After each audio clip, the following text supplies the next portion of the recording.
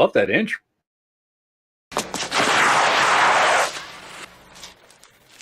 Cheat.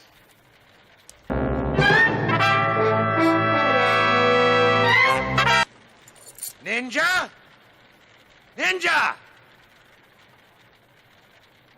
Ninja!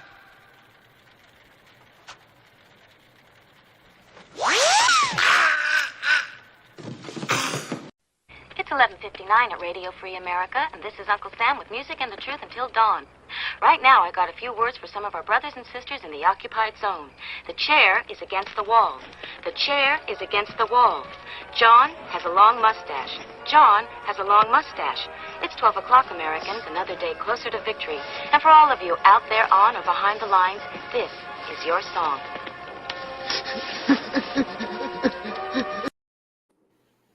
All right, that intro, man. Yeah, I was going to cut you off there. That was our commercial, then followed by the intro. Okay. So, yeah. Welcome, everybody, to our daily gun show. Come to you live every weeknight at midnight Eastern. We talk about guns for about an hour. Our goal, of course, would be to be an all-night show, just like Art Bell used to be, except instead of talking about aliens and werewolves, we're going to talk about Second Amendment and firearms in that order. So until then, we go live every weeknight. This is episode 1400 and something. We're approaching 1500 episodes since 2016 when we started doing this on the nightly. And we got NeverEnuffAmmo on. So first off, thanks, Matt, for joining us. Yeah, of course.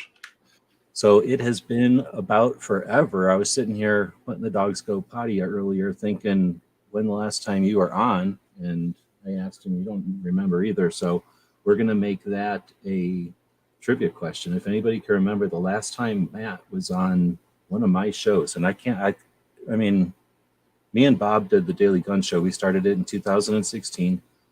I got to believe that at some point in there you were on us, like, because we did finals for a long time and stuff.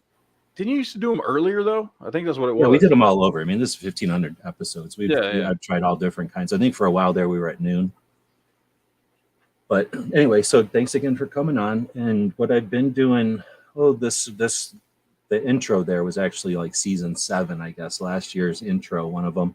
And last year, what I was attempting to do was on Mondays, bring on activists, bring on people that are in the community to have an hour and talk to us for some inspiration and some insight. Because most of the time people get just 15 minutes or, a little segment of a show. They're there to speak their mind on something or to introduce a book or something. They get an elevator speech and then it's like, okay, see ya. So what I tried to do is give people an hour to talk about two things: why they do what they do and how they do it. This kind of got inspired or brought Matt on tonight because we were chatting in your off-air Saturday night, I think, about some of the software and stuff. And I was like, oh, this is perfect. This is exactly what I like to do on Mondays because, well, for my purpose for this is that everybody I know that's doing stuff authentically, that's doing stuff for real, is a regular person. You're just, people just doing their thing. And everybody started with a phone or a camera and then maybe upgraded a little bit, but very few people are going nuts with the production end of it. And they're having great influence, great impact. So that's my goal, is to offer people some insight and some inspiration. So Matt, NeverEnuffAmmo, YouTube channel. You've got, a live show host, I guess. Now you've got other channels, though. You've got other projects behind you there, all your dolls I gave you shit about. Yes. But so first off, you're a collector and you're in that realm, but then you've got the YouTube channel. And then in addition to all that, just the creation of content, I'd put you on a level of people that enjoy the creation of it more than or that the creation of it is part of your return on the investment, right? Yeah. Like of all the people I know doing stuff, you're not doing it because this is a money-making thing and this is the results to get to the money-making thing. This is more like a hobby that you're paying for than a hobby that's bringing in a bunch of income. So with that in mind, I don't know. We've got a lot of people joining us tonight, so I don't know how many of them people that follow your stuff ever get a chance to actually just talk about the why, but take as much time as you'd like. First off, I guess, feel free to introduce yourself if I did a bad job there or if I missed anything. Fine. I honestly don't think anybody that doesn't, anybody that knows me already knows you. So I don't, Well, perhaps, but like I said, I always take it for granted too. I don't know, that's creepier. I think I'll go back out. I can never tell. You've got a totally larger audience than I do at this point, but I don't know where they actually touch. Like if my circle is inside of your circle, or part of mine's touching. So, and if that's a moving target. So I don't want to assume anything, but I guess so. Like I say, take as much time as you want to introduce yourself or your projects, but then again, I'm going to give you as much time as you'd like. I mean, you're not on the spot here, but talk about why you do what you do. And then later on, we'll talk about the hows. Now we're doing this live. I do appreciate the people that join us live. So feel free to ask questions as Matt's talking. I'll try not to interrupt them, but what the hell? I mean, of all the people on the planet Earth, on the internet, that I would be interrupting, it's this dude, because I don't think we've been uncomfortable chatting with each other for, I don't even know when we started chatting. So I'll try not to interrupt you. I'll try to let you do your thing, but I'm not going to guarantee nothing. But if people are asking questions, I'll star them, and we'll get to them later on. But, we are in a live conversation, but I want to give you some time. Why do you do what you're doing? Like you're doing it in a unique way. You've done it for a long time. And like I say, you're not getting rich by doing this. I don't think you're not going broke doing it, but at the same time, you're not getting rich doing it. Why are you doing it? Because I like it. Like I don't know. I mean, I started doing it because I didn't have enough people personally that I could talk to about the stuff I liked. And this was back in 2009. And, I wanted to talk about guns, or I wanted to talk about politics, or I wanted to talk about geek stuff. And, I just didn't really have enough people that wanted to talk about those things. So I had actually been watching a lot of YouTube at that period, and was seeing all these people, including you, talking about the stuff that I wanted to talk about. And to be honest, I just didn't feel like comments were enough. I didn't feel like there was enough of a connection with the other people I wanted to talk to.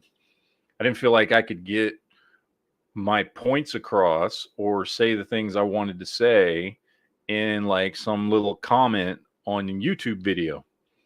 And so I started making videos with a crappy camera that I had got as a Christmas present from my brother and sister-in-law at the time, and just started talking to the camera, and so I could respond to, I mean, because you remember back in the early days, a lot of YouTube was video responses. That used to be a big thing, and you could make video responses to people, and like, oh, this video said this. Okay, well, I have something to say about that, and then you could like attach your video to somebody else's video, and they would see it, and people watching their video would see it, and that kind of thing.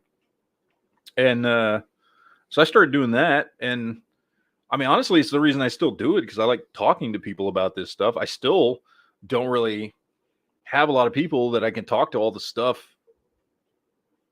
talk about all the stuff that I like to talk about. I mean, that's why the name of the podcast is the Guns and Geeks podcast, because I like guns, and I like geeky shit, sci-fi and movies and TV shows and toys and all kinds of other stupid infantile shit that I should have left behind a long time ago, but I didn't, and I don't care. And that's honestly the reason I still do it. I still have fun. I have fun talking on a panel when I'm talking to a bunch of people, like I do on Mondays and Tuesdays and Wednesday nights. I have fun when it's just me and the audience talking back and forth, and I'm the only one on the show, and I'm just talking to people in the comment section on Thursdays and Friday nights. I have fun on Saturdays when it's exclusively just a geek show, where we don't talk about anything serious. We just talk about geek topics. I still have fun doing it. So that's why I started doing it. That's why I still do it, is because it's still fun for me. So, and it just has kind of become a big part of my life over the, I mean, I've been, it's 2009. So, 13 years, going on 14 by the end of the year that I've been doing it. And so at 45 years old, that's a good chunk of my life doing this very regularly. So yeah, I just have fun. I enjoy it. I like being able to talk to people about the stuff that we all like to talk about. Is ultimately what it boils down to. So, yeah. Right. I don't want to leave you hanging, and I didn't expect you to come on and just like, have 30 minutes worth of stuff queued up. So I'm gonna go ahead and interrupt and go, because I also been around the whole time, so I'm trying to come up with questions that people might be asking. When you first started, you kind of described, and I remember back when you started. So I'm kind of curious about this too, because when we start thinking about dude from Michigan, and when you guys would geek out about that end of it, was it a challenge to get started filming, or was it like scratching an itch that you had a curiosity about anyway? Was it like, a hurdle, or was it something you were going to do anyway, and this was your excuse to do it? I don't remember at the time which way it might have leaned in that. I just remember it was really easy. Josh, I couldn't think of Josh's name. I haven't said it in so long. But when you and Josh would geek out about it, I was like, I didn't know. Like I say, you definitely jumped into streaming and doing stuff. But sometimes people do that uncomfortably. Like, I'll do it even though I don't want to. And some people are like, well, I was going to do this anyway. Now I know why I'm doing it. Yeah, well, no, I mean, when I started doing it, and I still remember the very first live show I was ever on, it was yours. You discovered Blog TV. And I'd been a subscriber of yours since before I ever thought about making videos. And you had discovered Blog TV, and you were like, hey, you were doing a live chat from it. You're like, hey, I just found you, or you posted something on YouTube saying, visit this link at this time, or whatever it was. And you were like, hey, here's this new thing, and I'm live now. And I it was a whole thing. And I remember you said, something along the lines of, oh, and you can have a co-host on these. Hey, does anybody out there want to join? And nobody said anything. And I was like, I started typing, I do? Like, I got a shitty webcam. let me hop on. And yeah, and that was the Blog TV thing. This was long before Google Hangouts or anything else. You had to go to a completely separate site to do anything live. And I hopped on your show, and we talked for like an hour. And then you ended the show, and I was like, well, that was awesome. And I was like, I want to do that too. So I created a Blog TV account, and I started that very next Wednesday. I started doing a show every Wednesday, and I've been doing a show every Wednesday since then.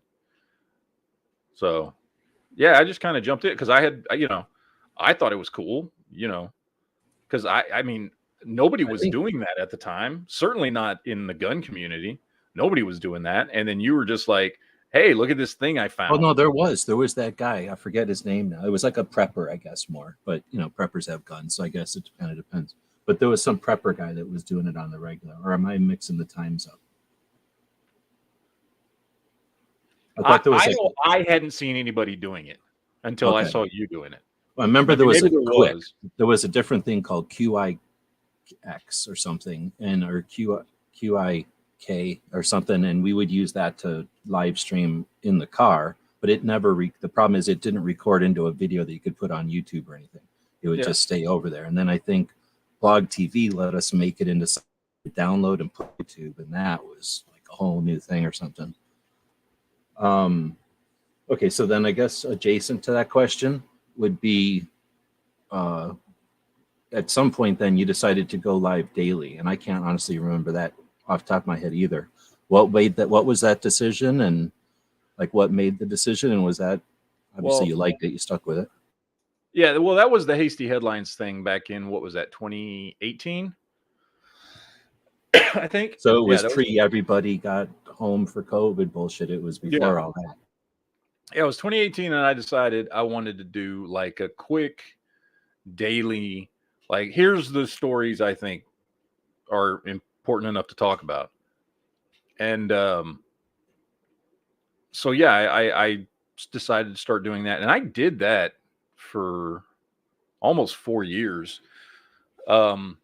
people keep asking me all the time, when are you going to do hasty headlines again? I'm like, well, the reason I kind of stopped doing it, if I'm honest, was it because it started to feel like a job every day, and it wasn't fun anymore. And part of the nature of doing that was I was trying to put out as many, whatever relevant stories I thought were out that day into as condensed amount of time as possible. And it kind of left out the part where I got to talk to everybody. And so honestly, it kind of burnt me out. And Yeah, so it'd when be I stopped, like a newscaster more than yeah, host. yeah. And so when I stopped doing that is when I just started doing the types of shows I'd already been doing on Monday and Wednesday, but doing that Monday through Friday. And that way we could still talk about all the stories that we were doing in a longer form content. So instead of half hour, I'm doing 2-hour shows a night. But that still gives me plenty of time to like talk to other people on the panel or talk to the audience or whatever,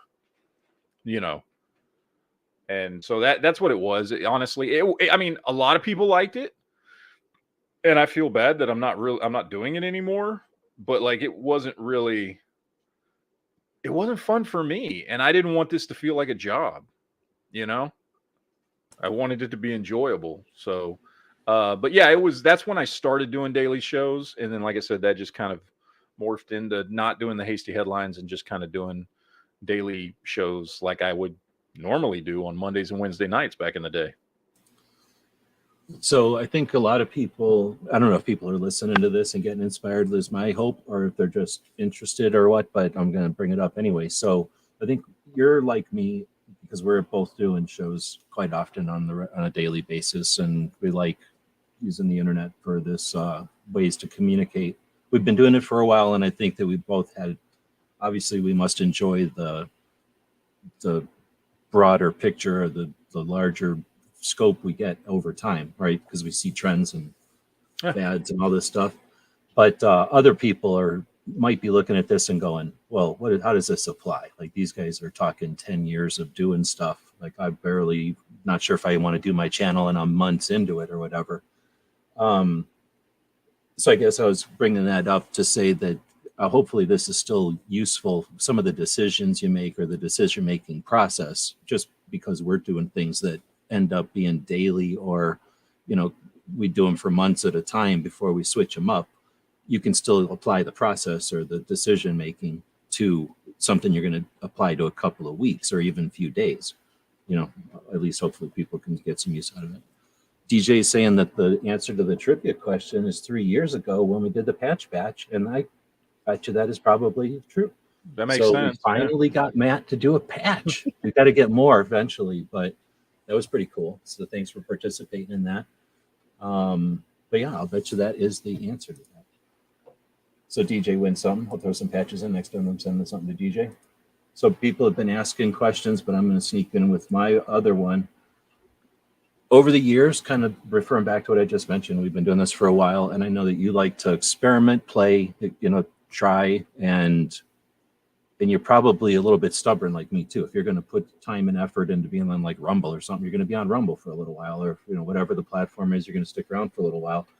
How do you decide what platforms you're going to post on? And do you have favorites? Do you have any that you wish would have lasted longer, but that didn't? Because most of them didn't. I mean, so I've got like accounts everywhere and posted a couple things here and there across all these different platforms, including Rumble and Minds, and I've got like a locals account and all this stuff. Even Twitch, but like I'd never, none of them, for all the downsides and stuff that we can sit here and talk about it, none of them are as good as YouTube, honestly, which kind of sucks because YouTube's got its own problems, especially if you're a gun channel or whatever. But yeah, none of them have the, I don't know, the usability, on top of the fact that, despite what everybody says, especially in our community, about complaining about YouTube and everything, like, nobody actually wants to go anywhere else, which kind of sucks.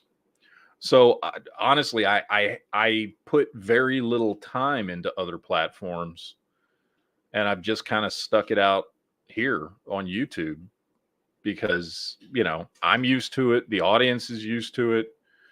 You know, I don't know what, I honestly don't know what it would take. You know, I mean, we even had what, Full 30, right? That was a thing for a while, or maybe it still is. I don't know, because I don't hear anybody talk about it. No, it got bought eventually. I mean, it did last for a while, but then it got bought, and then now it's like gone. Let's just say gone. Yeah. So I don't know. I mean, the people that want to have those conversations and talk are, you know, I guess we're all kind of the same. YouTube's been around forever, and, you know, we're all used to it, and everybody just kind of wants to have the one place that they can go for all the stuff. And so, you know, I haven't experimented with other stuff as much as I should have, probably, given what I do on YouTube and how that seems to always be under threat of violating some term of service or something. You know, so yeah, I guess, and you know, part of that's just, you know, the comfort level with being able to just do the same thing I've been doing on the same platform and doing it the same way and all that kind of stuff. So yeah, I mean, I do like YouTube for what it offers, even with the downsides. I unfortunately think it's still the best option that exists right now if you want to talk to people.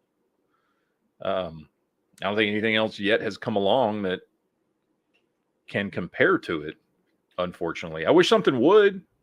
You know, I wish something would come along that can compare to it on a usability level and get people excited enough that they want to use it, so that, you know, people like us who, you know, I dare to call myself a content creator, because sometimes that feels like, you know, overblowing what I do. But well, it's a definition. If you call yourself an influencer, that's when I'm like, what's going on? Yeah, if you call yourself like a marketing thing, I guess, you know, yes, but you know, same thing. Like, come on. Yeah, but I think content creation is a definition. Like you're creating content. You know, you're not. Yeah, I mean, technically, I am. Yeah. I mean, I'm just some jackass on YouTube, but you know, I'm creating content. So, yeah, it would be nice if something got everybody excited enough the way YouTube does, that it would be like, all right, here's this new place we can go to. And I just haven't seen anything yet that's done that. You know, I guess Rumble's done pretty well, but it kind of like hit a point and kind of just. No, I don't think so at all. Here, so I'm going to say, you know, I'm brought you on. We're going to talk about generally how and, or you know, why and how, but this is essentially kind of both. But so I guess my question was going to, I was going to say, well, hold on. So to the last part to Rumble, so I didn't just cut you off there. Or just to be contrary, I don't like Rumble because, one, you can't sort your videos. I don't know if people only have one or two videos, it might not be an issue to you. But as soon as you have dozens of videos, and I'm not trying to be a dick, I've got over 5,000 on this channel. But once you've got dozens of videos, you need sorting. You need to be able to filter and sort and change your stuff out. And YouTube offers tools that are unmatched. Like Rumble lets you see your videos in the order that you posted them. And that's useless for any kind of actual stuff that you're going to be doing with your channel. And some people just haven't encountered that yet, right? But then when you get into like moderation and stuff, like having to deal with channels and users and words and stuff, like it can get pretty crazy. And if the platforms are empty with that, like if they don't have any kind of tools for that, then they're very difficult to invest any time in, because essentially it's like having a place to set up some of your property, but there's no police there at night. So every up your property and you come back in the morning, it's got tags all over it, or you know, somebody burned it down, or somebody stole half the stuff. So yeah, it's free to use, and yeah, it's kind of cool because everybody hangs out there during the day. It's like a great swap meet or something. But if there's no security overnight, and that's what essentially you get, is a lot of just weird stuff happening on the platform, and you can't overlook some of it. Some of it you need to be able to moderate. Like I say, if people are putting ads for like just garbage on your videos and you have to go through and delete each of those separately, and you're going to spend half an hour every day deleting spam from like India, Like, Yeah. you know what I mean? Like, that's a pointless platform. I'm not going to put 10 videos up when I have to go through and hand pick each video and open it up and delete spam from India. The point of putting my out there, I want somebody to, you know, and if they find it and it's 8 spam links from India after 8 days, why would they want to, what are they going to spend any time on that platform watching my videos? You know what I mean? That's an unmonitored platform. Yeah. It's cool for some channels that probably have enough moderators, that stuff. But if you're out there fighting for yourself, that's the weakness of these platforms. And that's why, you know, I'm describing Rumble, but I'm also describing every single one of them. Yeah, and like I said, I haven't played around enough with Rumble or any of these other websites to really know all the details of it. You know, I know I know a few channels does have all that stuff, and you can do stuff. It's worth putting the time into YouTube. And I know a few channels who've gotten some big success on Rumble. I know some channels that have done better on Rumble than they have on YouTube for whatever reason. Different types of channels, not gun channels or anything. But they're like mostly just all or DIY or something. Yeah, and they mostly just do live chats. That's all they do. They don't post videos or anything like that. They just go over to Rumbles, do a live chat for 2 to 4 hours, and it's been successful for them. But again, that's my knowledge of Rumble or a lot of these other places, locals, mines, things like that, is very, very, very limited because I haven't put really hardly any energy into doing anything there. Because it's one of those things where it's like, oh, here's this new thing. Let me go. Okay, I'll get an account, and I open up an account under NeverEnuffAmmo, and I post a couple things, and I look around, and I go, well, this kind of sucks, and then I just kind of never go back there again. You know, because again, like we're saying, I mean, it sucks that YouTube is as good as it is, but the fact of the matter is, it's a really good platform if you take out all the, you know, biased BS that goes on with their terms of service and some other crap. Just the usability of it and the fact that it can be that kind of one place for everything is really, really easy, both for viewers and people who are actually posting stuff there. It's really easy to work with. And everybody's there. So like you say, from both ends, the people that are enjoying the content don't have to jump around or try to, it's difficult to find content on some of the other platforms. It really is. And it's just that the platforms haven't had time to invest in their infrastructure. Most of them are purchasing off the shelf stuff. They're putting their own skin on it and they're branding it. And then they're, you know, confined to the structure that's given to them. They're not creating the stuff from nowhere. So, and even if they did, that's no magic solution. There's always time and energy to create, you know, all the stuff that YouTube, one of the largest entities on the planet, has had time to invest in. Yeah. So let me ask this bigger question, I guess, then. I don't know, we probably have talked about this, I'm sure, over the years, but just in this context with the conversation we're having now, and now in 2023, because if we had this conversation before, it would have definitely been years and years ago. Is the evolution, you know, I always think of the big evolution. Since this is us, we can talk about the big picture from the beginning of the country and those printing presses with the pamphlets that instigated the revolution, right? The country's built on the First Amendment and the Second Amendment. So I always like to start with those first pamphlets, and then you get newspapers, and I guess you have to count people literally coming together on the soapbox, right? Like back in the olden days, you just have somebody yelling in the corner or in the center of the city. And that's how information got around. So, you know what I'm saying? Like there's bulletin boards, there's all these ways that we've used to get information around. Then you get into things like the newspaper and the radio and the television. And then we get into cable and then the diversity from there. Then you get into the internet and then you get to the social platforms, but then the phones get involved. And now the phones, social, and everybody has a phone and everybody's got multiple socials. Is YouTube here to stay is the big question I'm leading up to. Is YouTube here to stay, or is in this big span of evolution, is YouTube a big splash, but the evolution will be something different? And I like to say potentially decentralized, where it's back to like pre-YouTube when everybody just kind of did different things, but no one thing.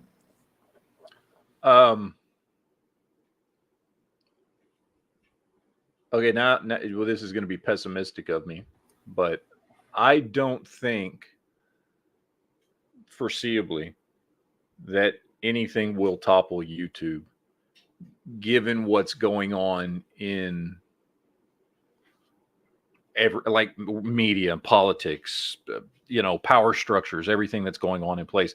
YouTube is a very, very big, powerful tool that is controlled by an even bigger, more powerful entity that I think outside of that entity and YouTube itself, there are a lot of people very, very vested in ensuring that YouTube stays on top. People who have the potential to make sure that YouTube stays on top. And that's me being pessimistic against the world, saying, there's powerful people trying to control media and control what you watch and all this stuff. And it's very 1984, but I think it's true. I would love to see a more decentralized information superhighway. I would love to see, something simple like, I don't know, Section 230 actually be enforced, on platforms like YouTube. I think that would make YouTube a way better place, right? If YouTube stopped curating content and just was a platform like they used to be, which is what gave rise to all of this, because YouTube used to truly be free. And I think that would only be beneficial. Even if that did happen, let's say for whatever reason, politics change, people change, power structures change, whatever.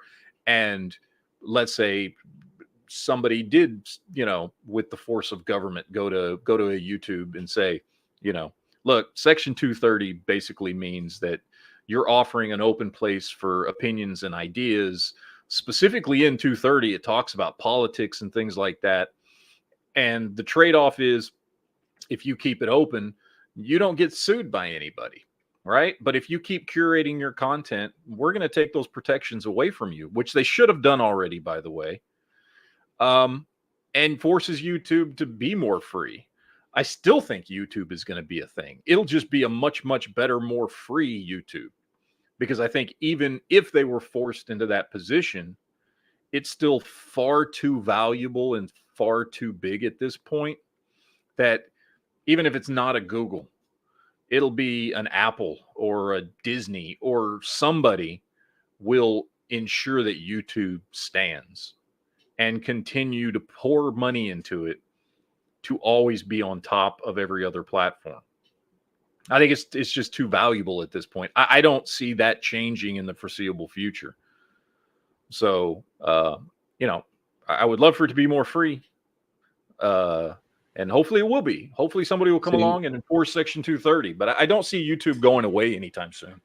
Okay, so you got a couple of things. I'm trying not to interrupt, but you got a couple of things there. One of them would be it wasn't really that, well, at least part of it was optimistic when you kind of talk about let's say a more open or free.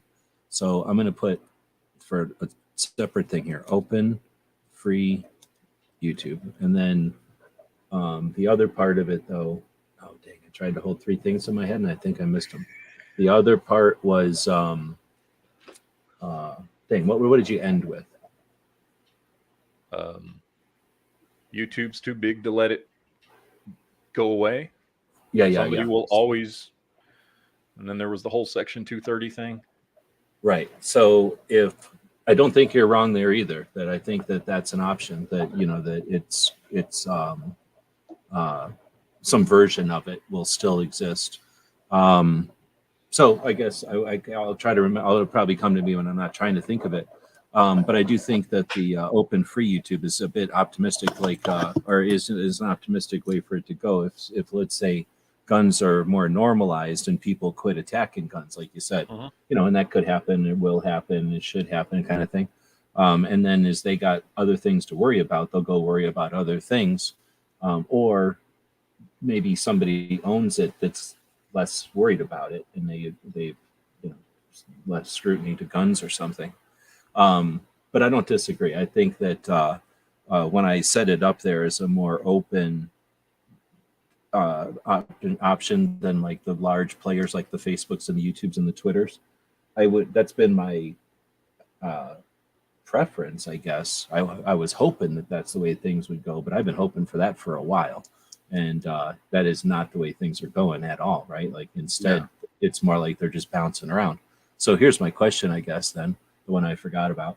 What about like, oh man, what was it called? Well, we still have Blockbuster. And then we still have, what the hell is the other thing called? Netflix. When Netflix used to be CD-ROMs, right? Or DVDs, right?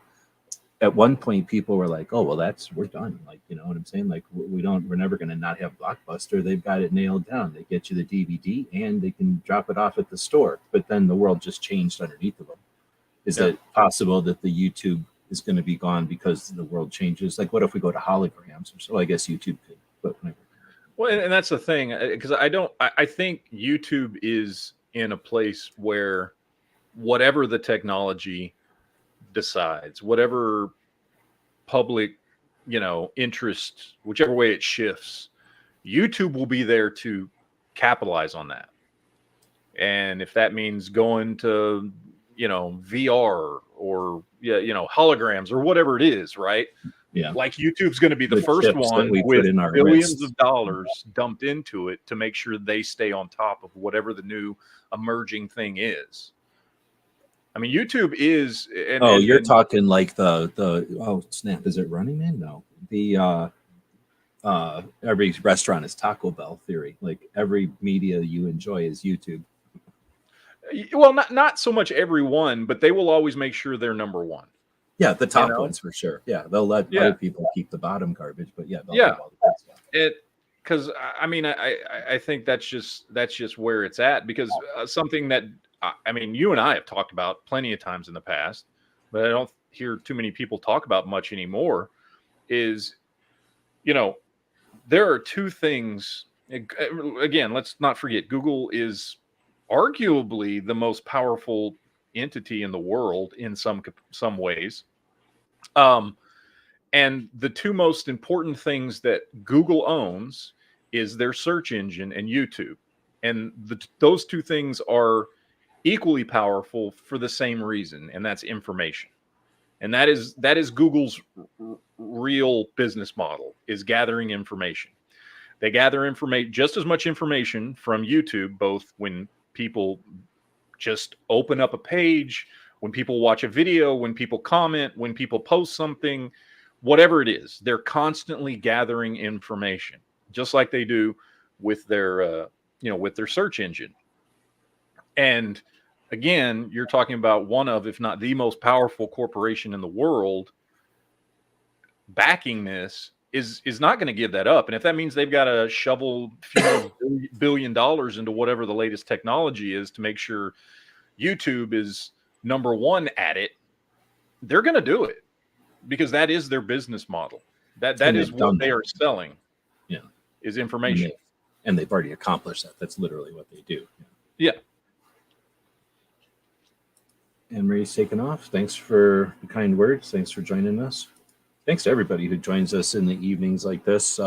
Being up all night is something I have done for a long time. I value the people that are up at night, getting ignored and underappreciated, the people that reset the planet and deliver everything and clean everything, and then get yelled at in the morning by everybody who shows up without their coffee. So thanks to all the people that are joining us who may not be up at night at work, but if you got questions, feel free to throw them in there. A lot of people just saying stuff.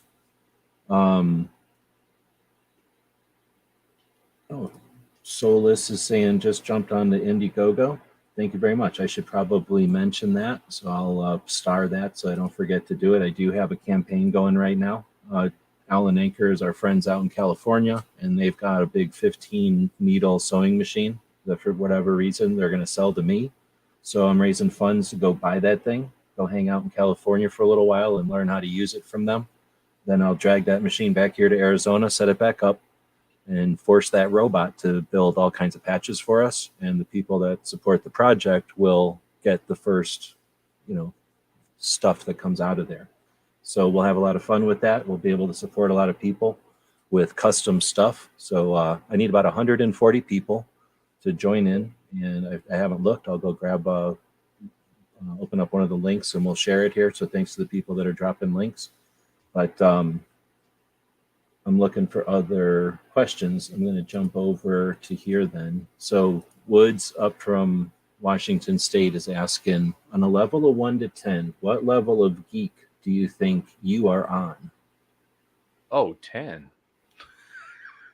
Yeah, I mean, if I watch somebody who knows way more than me, I'll acknowledge they know way more than me, but I'll question if they know as much broadness as me. You know what I mean? Like somebody can know way more about Macintosh computers than me, but then can they go light a fire in like 17 different ways? Like I'll run out of ways to start a fire before they run out of ways of telling me how a fuzzy bus works on a Mac or something. You know?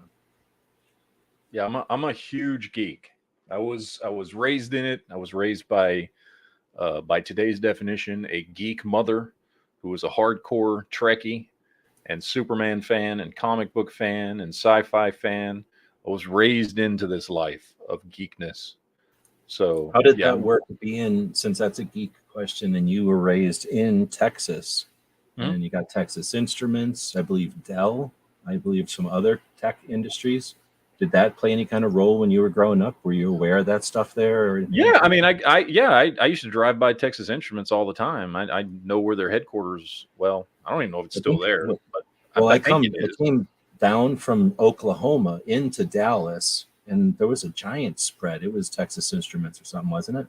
Like I saw. Yeah, right there. If you're coming where it used to be last time I lived there, I haven't lived there in a while. If you're coming down Highway 75 into Dallas from Oklahoma or wherever, it's right there on the corner of Highway 75 and 635, and it's this huge freaking compound of buildings and stuff, and that was their headquarters for a very, very long time. I assume it's still there. I haven't been there in a long time, but you know.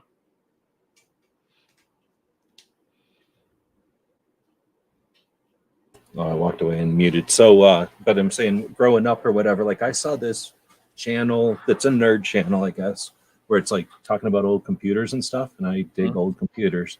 But there's some kind of a place that they found that was like a warehouse or some kind of computer repair place. And the guy just had tons of inventory. Was it like a nerd paradise for computers and video games and stuff growing up in the Dallas area? Because so much tech was, I mean, that was essentially almost Silicon Valley, except that Silicon Valley happened, right? Like there was a lot of tech from being developed in Dallas area in Texas. Yeah. Oh yeah, it was real big back then.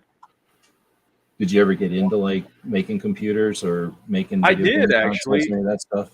Yeah, in the 90s and the early 2000s, I used to build computers. It was a very, very different time, obviously back then. I was always fascinated with that. I got out of it, around the mid 2000s and started just buying PCs and stuff. And, that kind of thing. I haven't built a computer in 15, 20 years, something like that. I don't know, something like that. But yeah, in the 90s and the early 2000s, I used to build PCs and, I used to build PCs for my friends and, all kinds of stuff because it was new and it was cool and everything. And then at a certain point, I don't know what happened. At a certain point, probably not within the 5 years before I started on YouTube, it just kind of was like, I can just buy a computer. Like they were starting to get really, really cheap, and they were useful cheap. Like, not just like you could get a cheap one, but a cheap one was a useful computer. It was like, yeah. And so I just kind of got out of doing that. And I haven't done it in a really long time. I still find it fascinating. I'm still subscribed to about 20 channels on YouTube that do computer builds all the time. So I watch these videos all the time of people building computers and, how they slap them together and, testing out processors and, GPUs and all this stuff. I still find it incredibly fascinating. I just haven't done it myself in a really long time. But I used to really enjoy it. So now, I wouldn't have considered myself a tech expert or anything like that. It was it was like a little hobby that I enjoyed kind of thing. But in the 90s when I was lived out here and I was doing AOL and stuff, and what I liked was because Tucson is a tech place in a minor way, there was a lot of optical tech and like space tech that happened here. So that meant that we could go to the school auctions and buy really interesting stuff for nothing, for like really inexpensive. So for us, it was the same as if somebody would have gave us a whole bunch of remote control cars and we were just putting wheels on chassis and trying remote controls until we figured out one would work. It was literally just playing the nuts and bolts of like really inexpensive computers as we were selling them on eBay. And then, like you said, at some point, I could hobble together a computer really cheap. Great. I needed a computer that could do something after a while. I didn't want to just go online because there was something to do online now, right? I wanted a computer that, well, and then, like you say, by the time YouTube, we're editing pictures, we're like going forums and stuff, or like we want high-speed modems and cable and stuff. So that's when I was like, yeah, I'm just buying laptops. I'm not going to keep putting together computers and worrying about a power supply going out and stuff like that. Plus, that's kind of what it was. It just, after a while, it seemed like it seemed like more effort, more time and all that than it was worth. At a certain point, it's like, I'm just going to buy an HP. I mean, I can go anywhere and buy an HP now. That's awesome and does everything I need it to do, for, $300, $400, $500, whatever it is. Right. And it's like, I just buy one or whatever, So I just kind of fell out of building my own PCs. Thanks to Skid Mark for going towards the sewing machine. Much appreciated. It'll definitely go towards that. Okay, so Woods put up one here. Is Washington State trying to be South Canada or very Northern California? As a native of Washington State, we don't claim Yankee. Well, you got Yankee, so you didn't push him out of there. You could put him on a boat or push him down. He's really close to Oregon. But anyhow, what do you think? Are they South Canada or North California? Both, actually. I mean, seriously, I do think that the Vancouver area and California is both equally huge influences on Washington and Oregon. I think they're both very, very influential in the politics of those two states. I mean, would it not be that they were sandwiched between those two, those states would not have gone the way they've gone in the last 10, 15 years.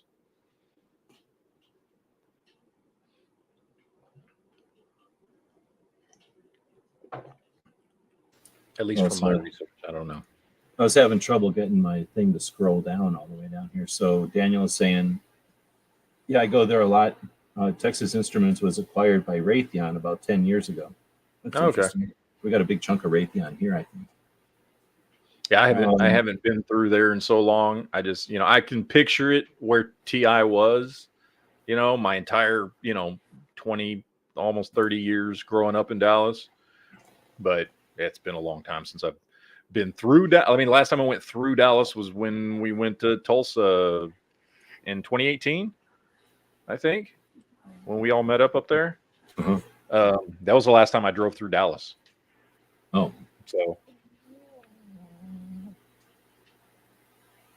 I am going to eventually, so I'm going to bring this up on the screen, and then I can bring the comments up on the screen. I guess I wasn't screen sharing before, so there was no point in having the comments up here, but now they can. And we're going to do a speed round here in a second. Now, have you done a bracket in forever? When's the last time you did a bracket? The last time we did a bracket, I feel like it's been a few months since we did a bracket. Yeah, it's been a little while. So Matt does a lot of live stuff, and like a lot of people that do stuff, doesn't do the same thing all the time. At some point, you were doing I did a game show every Wednesday for a year, and I did almost a different game show every Wednesday for a year, trying to get gun game shows to be a thing. But I'll tell you what, it's fucking hard to make gun game shows a thing for some reason. At least I can't do it. But of all the people I've been around or hung out with or know, you're about the only other one that tries to do something interesting with being creative with the brackets and the trivia and the playing around on fairly well, not like constantly, but have done it in the past on a regular basis or whatever. Yeah, we were on a really good roll there for like 5 years where we were doing either a top 10 or a bracket every Monday for like 5 years straight. But you had fun with it. You'd get kind of burned out or change it up, and it would be fun. So I I've got a list on one of my projects. Is I'm a website guy, so I got a bunch of different websites. One of them is for my robots and stuff. So we're going to do a tech documentary thing. So if you're down. All right, so I've got a few listed here. Let's say 76 of them, and we're going to find out how many of them Matt has seen. So if you want to throw like a 1 out of 10 rating on it, feel free, but just if you've seen it or not.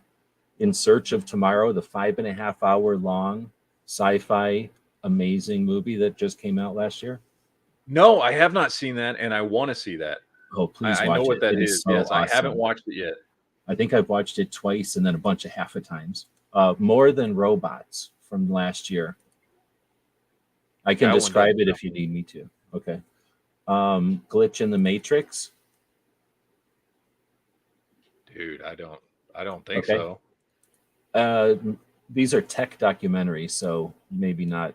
Maybe this is a bad one. Maybe I should pick robot movies. Let's just go to robot movies. Ron's Gone Wrong. I've never even heard of that one. Finch, the Tom Hanks movie. I have movie. seen Finch. Finch is actually, it's a slow movie, but it's a very good movie. I hate Tom Hanks though, so I like. There's a robot in it. I hate Tom Hanks, but you want to give it a 10 or a 1 out of 10? I'd give it a solid 7. 6, okay. 6.5. We'll go 6.5. Mitchell's versus the Machines.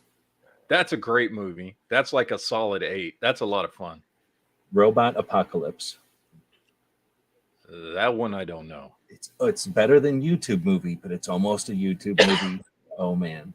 It's on private movie theater. Definitely worth checking it out. And maybe you'll hate it, but oh man. Love, Death, and Robots Volume 2. Oh, Volume 2 was not anywhere near as good as Volume 1. It's anti-gun.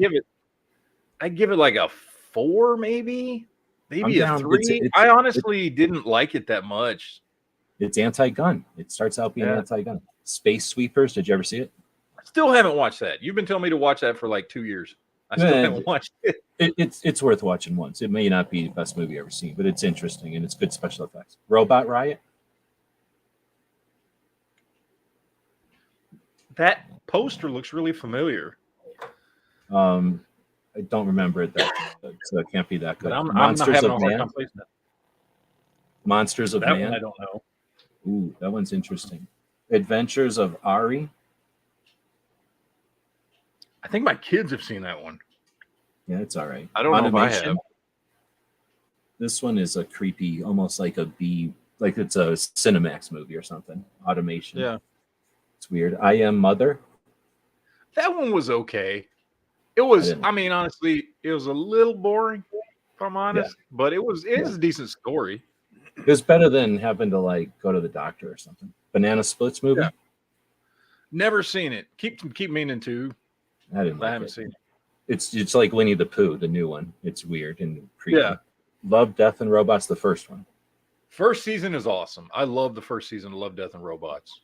Like that's a solid 8. Robot Planet. I think I technically put in here. It's probably a documentary. This one is a documentary, but it's also really good. The Truth About Killer Robots. Have not seen that one. Very interesting. It's sort of a documentary, and it's about AI. You know, are you going to make those robot dogs with guns on them go out and say kill people that are in this equation or whatever? Yeah, so DARPA dogs, man. Huh? Yeah, the DARPA dogs is what I call them. Yeah, exactly. So I'm gonna so we don't go all night just doing this. I'll end it there. We got plenty more. I have literally every robot movie going back to the beginning of robot movies. We don't have to do them all. There's way more than 77 of these. But I'm seeing a bunch of them I've seen. I'm pretty sure you've probably seen all of them. I mean, I have seen technically all of these, but that's because these are also all the ones that are available on YouTube and the private movie theater. So I didn't say I love every one of them, but I've gone through just to make sure I've seen everyone. But 99% of them everybody's seen, right? Like it's just we've all seen the robot movies. Anyhow, we'll let the people let us know if they dug that or if it was a waste of time, because we are technically being nerds right there. The next one was Matt or Woods just saying, I found Matt as a prepper way before I knew what gun channels were. So as far as prepping and gun stuff and politics, where's the percentages? And has it changed? As a YouTube channel, yes, certainly. At personally, no. I'm as much of a prepper as I always have been. I mean, I go through spurts, you know, when it comes to like stocking up on certain things or whatever. But I'm as much of a prepper as I've always been. I've been very, you know, involved in politics as much as a person can be involved in politics without, you know, running for an office. I mean, pretty much the same as I have been for, I'd say about 20 years now, since the mid 2000s. The gun thing is probably grown. I don't know. I guess it depends. I mean, I certainly, you know, I learn new stuff about guns every single day that I'm here. So my knowledge has certainly grown since I've been into guns. I've been into guns since I was 18 years old. I got really heavy into guns probably, you know, around 25. Started doing YouTube a little after I turned 30. Yeah, 30, 31. And then that just kind of blew it up even more because once I was, you know, like we talked about at the beginning, once I started actually getting to talk to people more about the guns and getting more excited and learning more stuff from other people and that kind of thing. So that's just something that's kind of grown. But, you know, they're three very equal parts of my life. You know, I don't I don't consider guns, prepping, and politics hobbies. Those are, you know, ways of life for me. You know, like the geek stuff, the toy stuff, that's hobbies, right? The guns, prepping, and politics is a way of life for me, you know? So, and I don't think any of the things have changed. Certainly on my YouTube channel, it has, because you know, I do mostly live stuff now. And I went through spurts where I was doing a whole lot of prepping videos, and I don't really do that anymore. But yeah, as far as just me as a person, nothing's really changed. So let me address, Calhoun asked if I don't have super chats. No, I got demonetized. I came back from SHOT Show and that Sunday they demonetized me for whatever. Now, did you just tell me that that's something that they're reversing or something? Yeah, wait, didn't you just get a super chat? Yeah, but here's the thing. So I'm going to answer that in two ways. I'm demonetized on my main channel, but I'm streaming to my Daily Gun Show channel also. Oh, okay, that's and what the the Daily Gun Show channel can get super chats. So so Skidmark has been dropping super chats, 2 of them, thank you very much, over on the Daily Gun Show channel, and I will try to fucking put the link in there because I'm a dumbass, I guess. I'll put the link in there. So anybody that wants to super chat, thanks. Super chat takes 30%, FYI. Of course, we still appreciate it. But we do have the Indiegogo going. So if you want to get on that Indiegogo, I'll probably drop a link to that. And I was going to say, there's a scroll going at the bottom of the screen right now. I'm able to do this without a bunch of ads, without trying to get you to buy nothing or encourage you to buy stuff that you don't need or whatever, because of Patreons. People that subscribe to what we do, you know, they buy me a cup of coffee each month. So if 1,000 people bought me a $5 cup of coffee, I'd be doing this full time. I mean, that'd be fucking awesome. I've never been at that level ever. But right now we got 100-something people that buy a cup of coffee, and that pays a hell of a lot of bills, and it allows us to do what we're doing. Matt's got a Patreon. Most people that you value that are putting out content, spending time doing stuff that, you know, gives us a way to communicate with each other, have Patreons. So I encourage you to check out that platform. You know, you could take $20, $30 a month, the subscription to something, and chop that into $5 and throw $5 here, $5 there, give us $5 and go find stuff that you value and invest $5 in it. You spend, let's say, $20 a month doing that. You're going to invest in 5 different projects. If after a couple of months you've invested $100, let me know and tell me if you felt that was a good investment in what's going on out there. Because really, as we're talking about, you know, there's ways to make money on YouTube, but that has to do with like entertaining people and being kind of frivolous, and to, you know, to be real and just have conversations. you know, it's appreciated. If we want to spend time on this or get better, you know, the subscriptions help a lot. With that being said, we're going to do a giveaway thing tonight. I've got Puppy sitting here, and if I could get this light over here, I've got these 3D printed deals I did the other night. Let me try to get this to open up. You can see it better on this guy. So I made this little pug version of the dog in 3D. So I'll be sending out this metal looking one, which is made out of plastic. We'll do a hashtag thing here in a second. Do you ever do the giveaway things on your channel? Hold on, sorry. I walked away for a second because seeing your dog made me want to go get my dog, but now he's not coming because he's nervous. I'm calling him and he's like, what do I got to come in there for? Are you gonna do something? Like, because I usually don't call him into my office, and he was like, because he's got his little bed that's kind of down the hallway and around the corner, and he's like looking at me all suspicious, like, do you have food? Because otherwise, why are you calling me into your office? And I was like, well, dude, I just want to hang out with you for a minute, but he's giving me that suspicious look, so I don't know if he's gonna come or not. So I'm gonna. I don't think he is.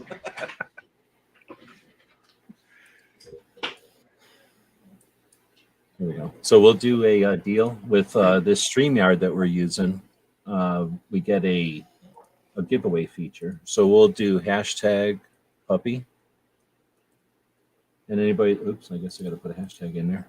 I don't think I actually do, but if you want to put a hashtag puppy into the comments, then everybody who does that, I think on either side, because StreamYard don't care which side you're on. In fact, I know it's it picks up.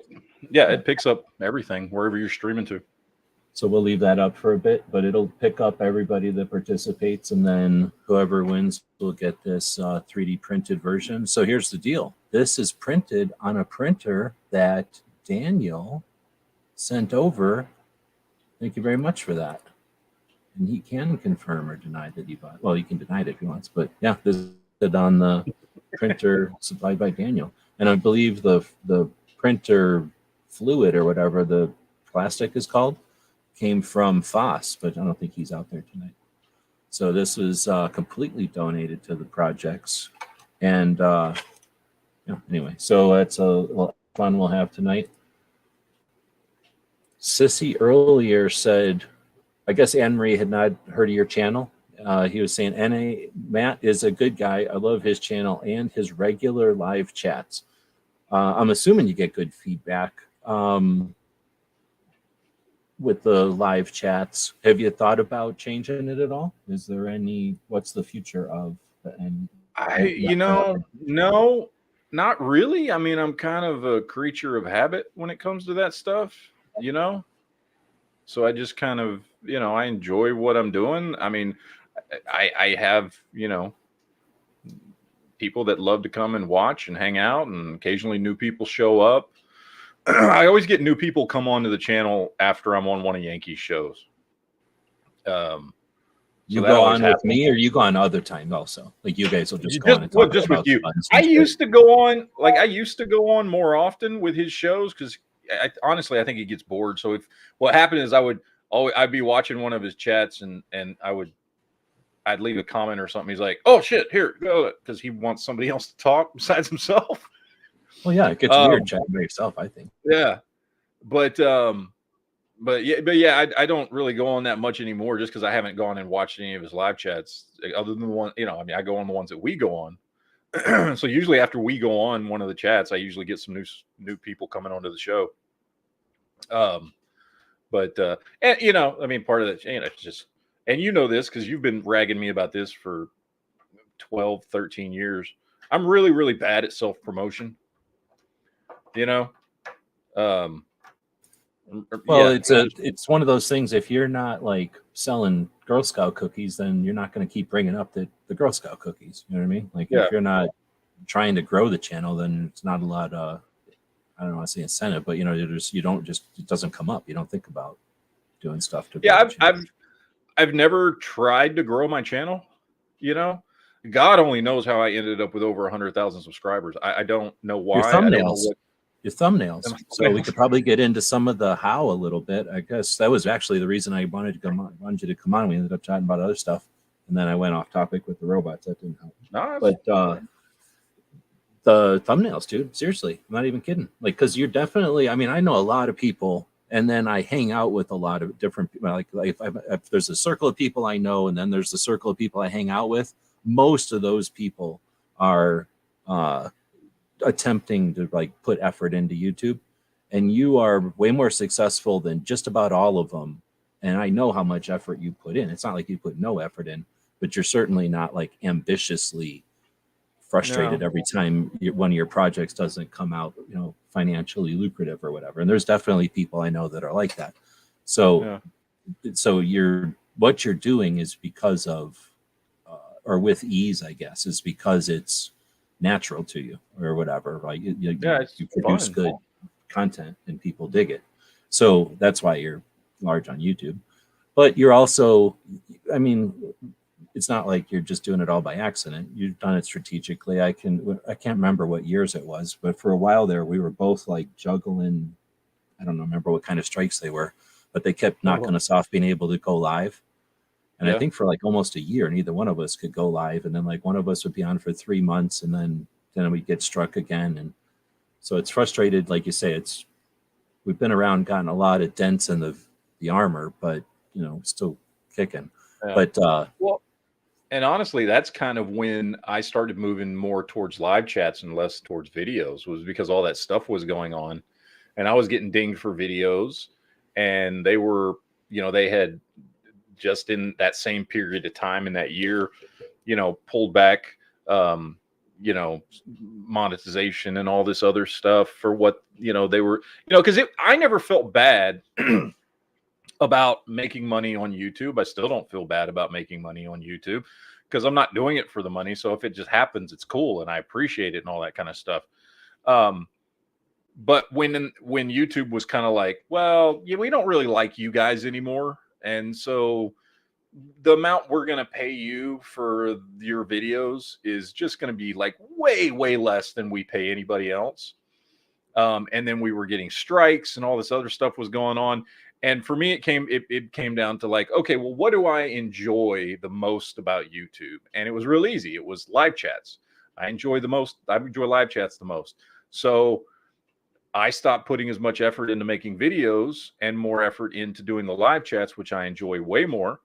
And, you know, it's because of that stuff that happened, you know, because I was posting for 10 years. I was posting, you know, or 9-10 years, whatever. I was posting 3 videos a week for almost a decade, you know, and then here comes YouTube and it's just like, you know, we don't like you anymore. And so I was like, well, you know, what do I have more fun doing? Live chats. So I'm just going to start doing live chats. So anyway.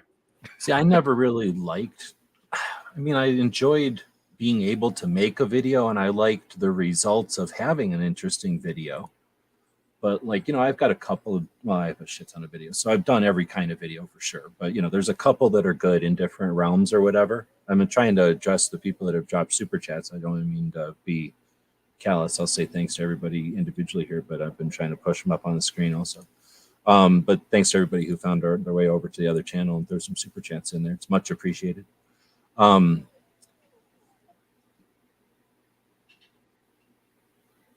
it. I lost where we were going. We were talking about the about live chats versus videos. Yeah, so a bunch of stuff there. The live chats or making videos, like I say, I didn't mind having the results of a video, but I don't know. I just never like relished the learning about all the different stuff. Like one of the things that we were going to chat about is the softwares that you use to make your videos. But like you're saying, it's when you do less of them, the software becomes less critical because you don't need to, you know, you're not like putting in full throttle or anything anymore or as often. So I guess that I agree with you. I really enjoy the laziness of live, but I really enjoy the interactive of live. Like I like the internet for the interactive. That's what makes it fun. Because the only thing good about videos is the comments that you get after the video or like the results that the video can offer. But, you know, the making the video is boring as hell. And then you almost always you just put all this effort into your video. Now you're going to schedule it for a time when it's going to be a worthwhile, you're not going to let it go live at 2 a.m. You want it to go live at like 6 p.m. on a Thursday when everybody's going to be interested in watching this video. Or depending on the video, maybe Saturday morning or something, right? Like, kind of depends, but you're going to place this thing at a certain time, where live is so many factors, and it's, people show up when they know that a live's going to happen and stuff. So it's it's bringing real human beings together on the internet to have sometimes topical, but sometimes just pressure, stress relieving conversations and stuff, right? Like that's a big chunk of the internet. Anyhow, as far as, well, let me answer the question this way and see where that goes.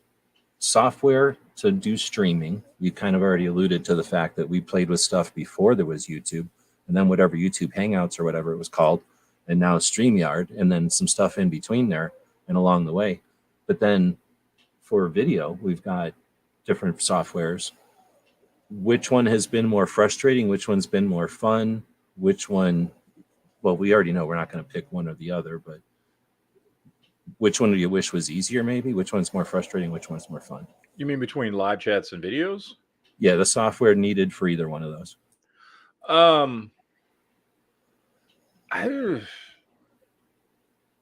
I would say until StreamYard came along, the software for live streaming was much more frustrating because there wasn't a lot of it that did really anything worth doing. Google Hangouts was a bare bones thing that just got a bunch of us in the same room and allowed us to post it on YouTube, which was cool, but it really did nothing else. And then there was OBS, which OBS is great if you have a whole lot of time to figure stuff out all the time. And I've worked with OBS quite a bit. I have OBS on my computer. If I ever do any kind of game streaming or anything like that, which I do once in a blue moon, I always use OBS.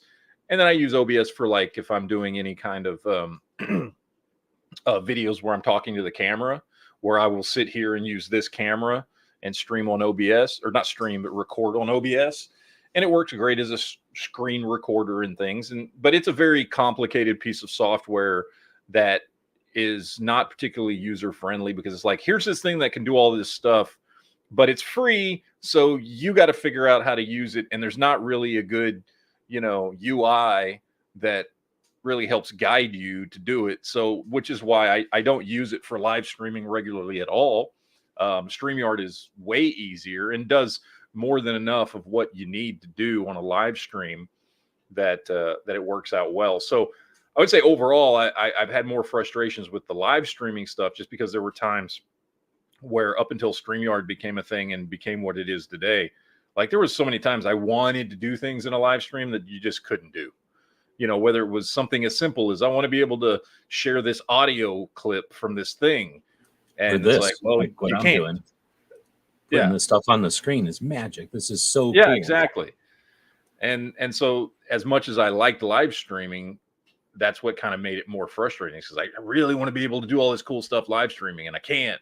And StreamYard kind of fixed a lot of those problems, I think, which is, why I have no problem, paying the $25 a month for it, seriously, because it's great. I love it. And since I do mostly live streaming, and it's a Canadian software that got sold to France. So, I mean, it's not ideal, but it's not China, and it's nothing else. It's China. Exactly. Canada got sold to France, from what I understand. I haven't really been keeping up on it. Yeah, go ahead. No, I was just saying, so that's definitely the one that was more frustrating. I mean, there's certainly been times when I was doing videos that things got frustrating, but that was less to do with software I was using and more to do with me, the first, however many years on YouTube. I still don't know how to do everything with the editing software that I have now, and there are times when I wanted to do something and I can't figure it out because I don't know how to use this or that or whatever. And that's just my own limitations more than it is limitations of the software itself. So, have you ever gone, well, I'm assuming you haven't, then gone to any, like, just like we sit around chatting about guns or politics or whatever, there's channels that sit around talking about how to make videos, or there's channels that sit around talking about how to accomplish things on YouTube or whatever. So you haven't, like, gone to some kind of live thing to chat about, how to use video editing software or anything like that? No, I mean, I've watched plenty of how-to videos on YouTube for different pieces of software that I've used, but I've never gone to any of the live streams or anything. It's more like, if I'm looking to do a specific thing, I have this piece of software, I want to do this thing, type up a search. Okay, here's a video that tells me what I want to know. Yeah, exactly. I do exactly the same. Yeah. And then sometimes if somebody does it very efficiently or like really quickly or something, I'll try to save that channel somewhere in a favorite list, and I'll forget about it and have to find them again later. But yeah, I do the same. That's why I was wondering if you did something different, because I don't know if I'd be interested to hang out every Saturday, but if it was my job or something, I'm sure there must be forums, where people have to deal with that stuff every day, sit around learning tips and tricks from each other. Yeah. Well, also, I guess, and obviously it depends on, as software advances and things, there's obviously new things you can learn. But I feel like after a while, until a new piece of software comes out, it's like, how long can I talk about this same video editing software every? It's sort of like guitars. Like the guitar hasn't changed, but what are you going to play this week? Or like, maybe that's what it is. That's what I figure. I don't know. It never hit me as something like I'd be interested to watch a live stream about that. No, exactly. Well, so then Tulab was asking, or no, just kind of saying, I think that I found Matt when I searched for prep and stuff.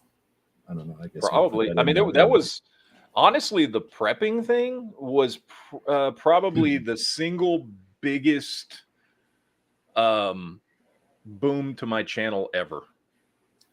Was the prepping thing. Was when I got into doing prepping videos. I don't think there's any other one. I mean, even compared to my gun videos, which I've done more gun stuff than I've done prepping stuff. I don't think there's any single thing that gotten my channel more attention than that prepping stuff, because I was doing it right at the time when that was the biggest thing. Right. And I was doing, I'm not going to sit here and say I was doing something nobody else was doing, but I was pretty successful at the time doing videos based on here's prepping on a budget. That's what I was going to say. A lot of people doing budget prepping was different than everybody else was doing. Yeah, and I was doing that because that's just for me. It was like, I'm cheap, how can I do these things on a budget, and that kind of thing. And that was just very popular, especially at that time when Doomsday Preppers was in the middle of doing 4 seasons on TV and all this stuff, and I just started doing it at the right time, I guess, and I was doing the right kind of videos that it was very popular at the time. So yeah, a lot of people found my channel because of the prepping stuff. I've talked to many people who, when they found my channel, they didn't even own a gun and now own God knows how many. Because they found me because of prepping, because it was popular at the time, which guns didn't really, since I've been on YouTube, guns haven't really had that same level of like boom in popularity. Like, obviously there was a big push after. There's been waves or whatever. Yeah, there's been waves and stuff, but prepping just all of a sudden became this phenomenon across the country, right? And people were watching shows on television talking about preppers, and then immediately going to YouTube and searching out videos who might not have even been gun people or cared about politics or any of the other stuff I was talking about. But, they just watched an episode of Doomsday Preppers and now they found my video on YouTube, And so that was like the biggest hit for my channel. And that lasted for probably about 3 or 4 years. And then the prepping thing kind of died down and Doomsday Preppers went off the air and they stopped making prepper shows on TLC and Discovery and History Channel and all that stuff. And then also at the same time, it was like, well, I don't know. I guess I felt like, because it's not like new prepping techniques come out every day. Like new guns come out all the time, I feel like there's just more to talk about when it comes to guns and politics than there is prepping, which is kind of why I stopped making prepping videos. I mean, occasionally I'll still put one out here and there, but like, it's like, I kind of feel like I've said everything I need to say that I could think of, as far as like, you should be prepping this, and this is how much of this you should have. And this is how you do this. And it's like, okay, well, I put that information out there. I still think all those videos are good and valid. And so I just like, it's kind of like, okay, shotgunned all that information out there, and it's so there if you want to see it. Yeah, you've created stuff because you had like a let's say like an idea of what you wanted to get accomplished, or like an ideal of what you wanted to get across, and once you accomplished that, you went on to the next thing, right? And a lot of people wouldn't do it that way, right? But then when you talked earlier about YouTube being the second largest search engine, so it's a huge search engine, but it's also for so many people, it's not even fathomable, right? So that means that every day somebody's searching for what is prepping, and every day somebody's like, how do I start prepping? And that's where you, like you said, when you put that stuff down, there was a, let's say, an inordinate, or at least a lot of people happening to be making that search, right? So you were there with new content at a time, actually some laying down some of the first content, not just new content, but some of the first content to be found at that point. So I think you got a lot of views, or whatever you want to call it, like a lot of people hooked up or found it. Now, once you've put that stuff down, let's say whatever the year that was, let's say 2017 or something, then, or actually probably before that, right? So whatever year that was, now in 2019 or 2022, somebody's typing in what is prepping for the first time. There's just like a shit ton of videos between yours and this now. So, you know, how many people are going to find it or whatever. So I think that's the difference. When somebody's playing the game, they understand that there's always people. So they're going to lay down that, how do I prep every 6 months or every 3 months, or what's the best way to start prepping every 4 months, right? They're going to be going to YouTube and typing in, how do I, seeing what YouTube thinks you're about to say, and they're going to go make a video about that, as opposed to what you're trying to do. Here's what I got to say. Now let's have a conversation. Oh, you need a reference? I made a video about jelly here. I made a video about spaghetti here. You know, and then having the conversation. So and that's another thing too, is like, because I've had people tell me, in fact, I've been contacted by promoters who all, of course, they want me to sign up for their thing. And one of the things I've been told by people who watch the channel, and one of the things I've been told by people who you know, want to promote the channel in exchange for like joining up with their network, which I will never fucking do, is, oh yeah, you should take those old videos and, you know, repackage them, right? Like make them again, but make them new. And you don't really have to change anything, but just put the information out there again.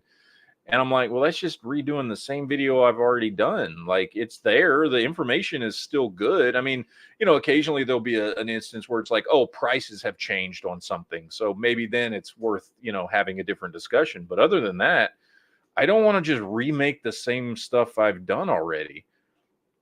You know, it's like, I mean, I get it. And I know a lot of successful channels do that. They just, you know, redo the same thing they've done, you know, the same top 5 video or whatever it is, or the same this or that or whatever, which is cool. I just, it's not like I don't watch those videos too. You know, I do. It's not, you know, it's not, I don't think they're worth watching or found them entertaining, but it's just like, I don't know that I really want to do. I don't want to spend my time just remaking all the old videos I've already done. And I'm sure I've done it a couple times here and there, but not very often. Yeah, and not intentionally, not as part of a recipe or whatever. All right, so going into Agrizer saying there's folks who have figured out how to upload all their stuff to YouTube and Rumble and BitChute every day. Anyone who talks about subjects isn't diversifying will get the axe. I mean, there's definitely something to diversifying. I get scared of attaching my channel to too many third parties just because, I don't know, I'm scared of attaching my channel to third parties, you know, whatever. So I don't necessarily just attach my channel and offshoot all my videos. I have done that before, so I'm not inexperienced with it. And I didn't have like bad experiences, but I know people that have, and I'm not leaping for every opportunity to attach my channel to third-party stuff. But I definitely agree with the idea of having important stuff or worthwhile stuff on multiple platforms. Plus, you want to, I like the idea of diversifying, decentralizing how people find and collaborate online, you know, find content and collaborate. So I'm down for them. But well, we were kind of talking about this in some off-air chats. Like there's a lot of resources necessary in order to have like an effective platform of any kind. So if you want to support a good one, guntube.org. Everybody knows Mike, Night Strike. He built that thing. He built it in what, 17, 16, 17 something? I feel like, yeah, it was 17. Right? It was a long time ago. Yeah. And Full 30 was older, but he built it at the same time as Gunstreamer and the same time as UGETube. UGETube is being hosted by a funding source and, real money behind it. Night Strike is one dude, his Patreon, people that support him and people that, make it possible for him to do his thing. But very few resources, and that's a valid one. That's individual that we all know. But anyway, yeah. So I guess I got Solus up there talking about the Indiegogo thing again. I should probably jump over to that. Oh, you know what? I'm going to first get distracted by saying that we do have the hashtag puppy going. And for people that couldn't tell before, this is a 3D printed version of this little puppy doll that I came up with. Here's one that I painted. And you can see that it's the little dog who looks very much like, I'm pretty sure this is what happened. Now, we had a balloon incident earlier, so I'm not 100% sure that he's not a Chinese infiltrator, but because he is a Chinese breed, right? But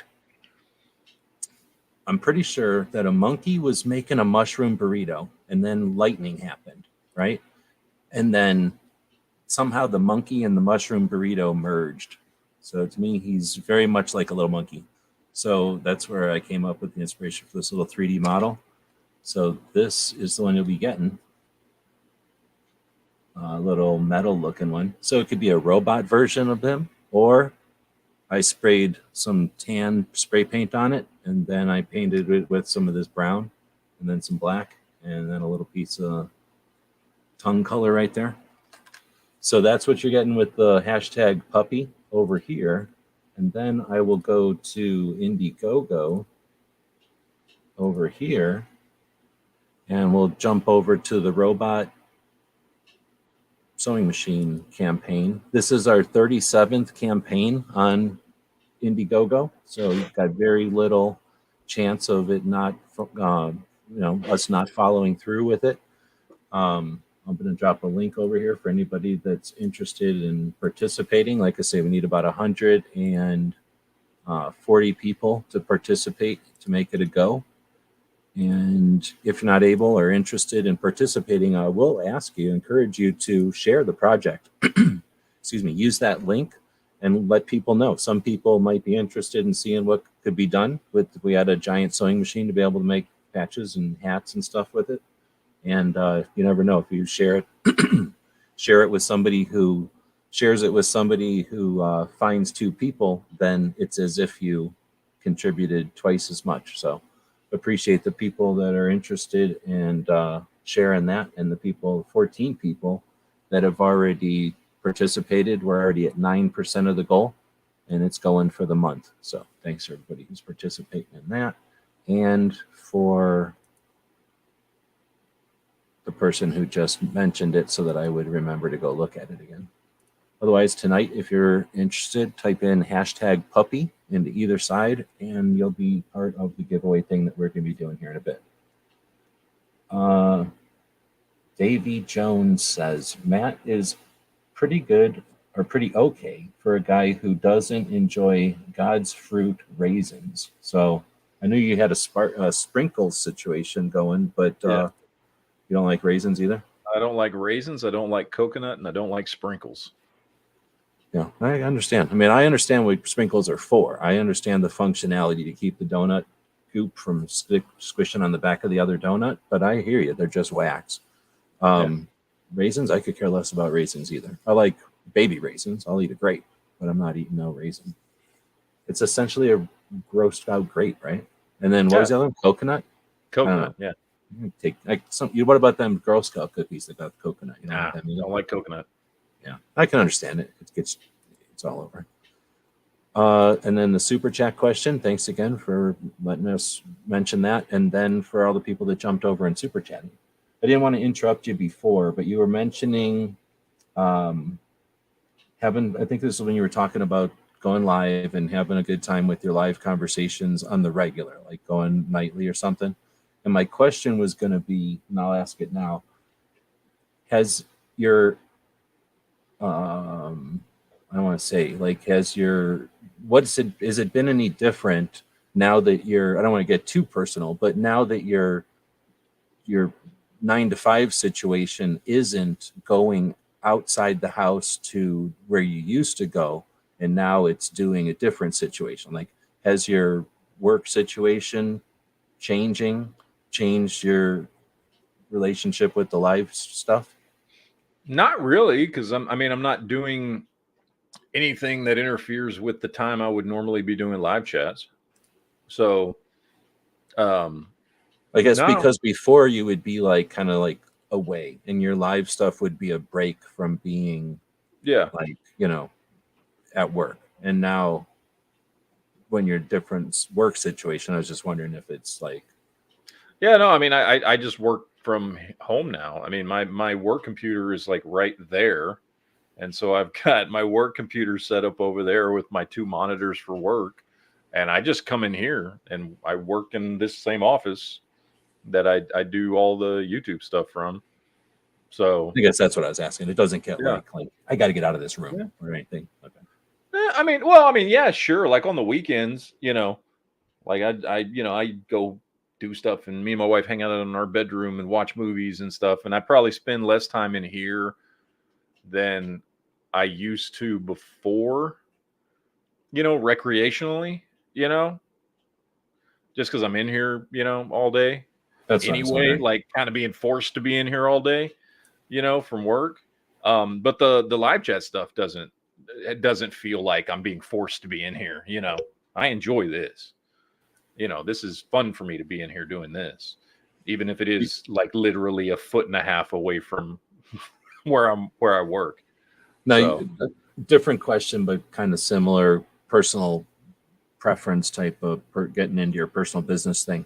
You've done remotes, you know how to do any kind of version of live chat, either hosting the chat or being a participant in a chat or whatever, either from your desk like that or from a remote or from a mobile or some other, you know, you've done all the different versions of it.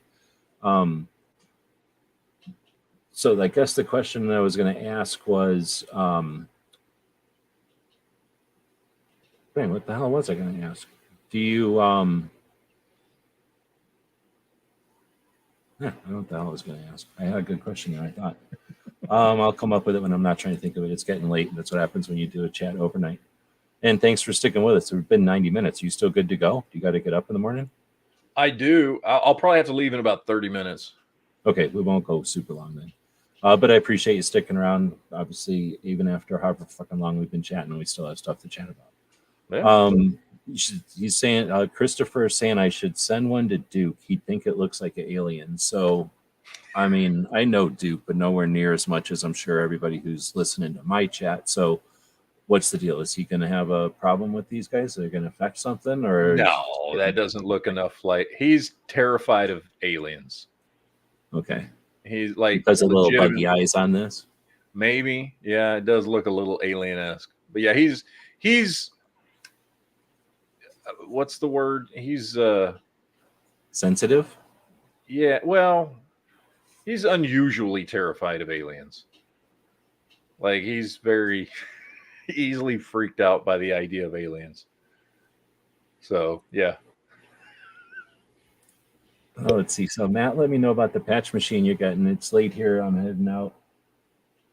Oh, he's asking you to let him know, I guess, about the patch machine, or is he saying you already let him know? I'm not sure. Oh, yeah. We'll just post it over on my chats. Of course, Daniel's already been doing that. He's been posting them up there the last few nights. Every time I do a chat, he posts the link over there. Right on. Much appreciated.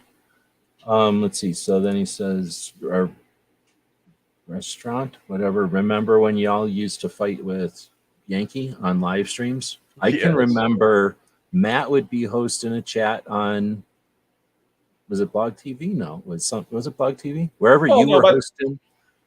And well, because by the time we all started getting on the same chat together, it was already no, I'm talking on the other one where we each had, because it was better back in the old days on the blog TV back in the day. We would have, I would be like blue and Yankee was pink or green or yellow or something. Yeah. And I don't know if we got assigned the color or if we could pick the color, but we all had our own color. Yeah, and it didn't last long though, because remember, by the time it got to where you could reliably have a co-host, multiple people on a stream, that's right about the time that YouTube was like, oh, now you can do it here.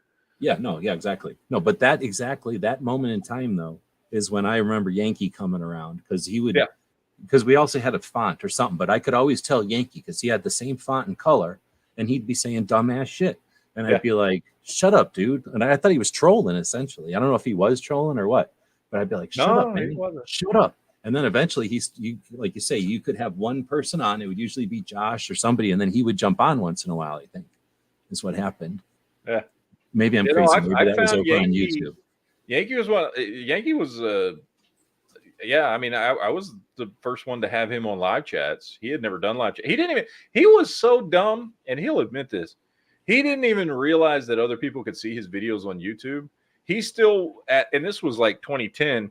He was still involved in the gun forums, and the only reason he was posting videos on YouTube was so he could share the link on the forums so that the people in the forums could see the video. That's how I was using it also. Yeah. Because he didn't realize other people could see the videos.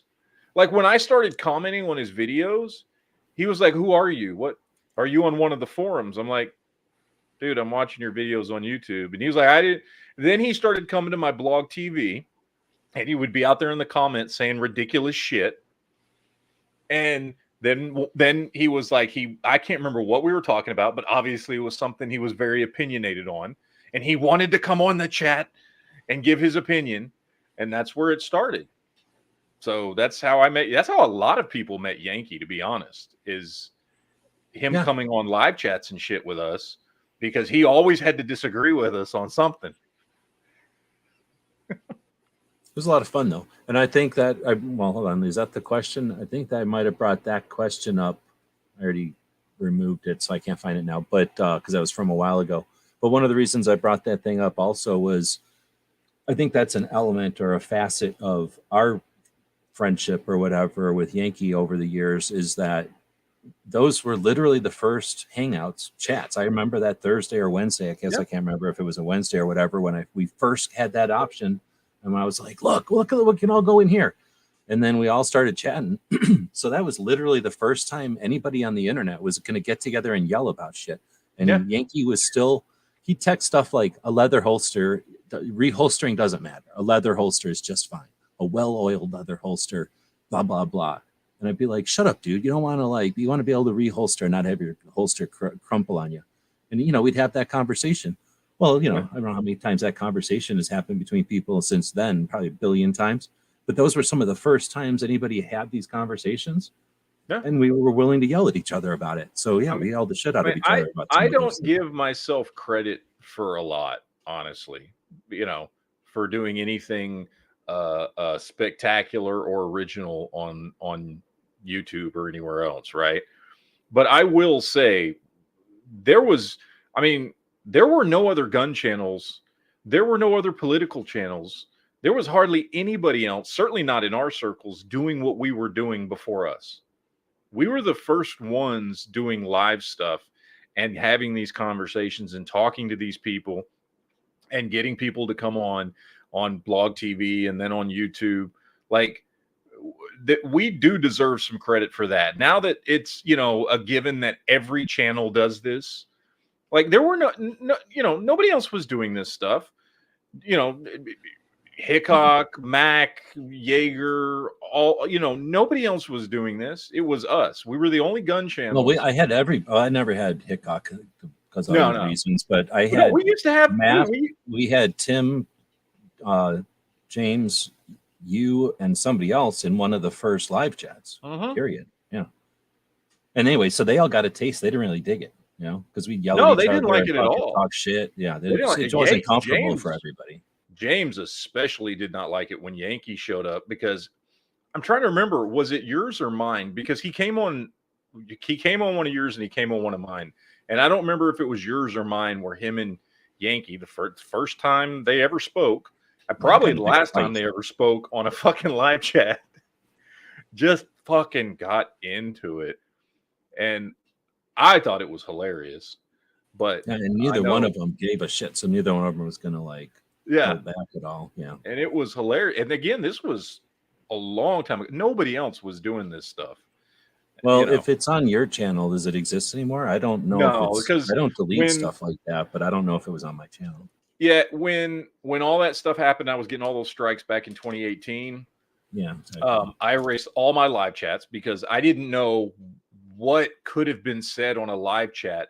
Thousands and thousands and thousands and thousands of hours of live chats that were on my channel that could have been deemed, worthy of a strike, right? And I was 2 strikes in. I had technically gotten 3 strikes, but I had managed to get one of them reversed. Otherwise, I would have lost my channel.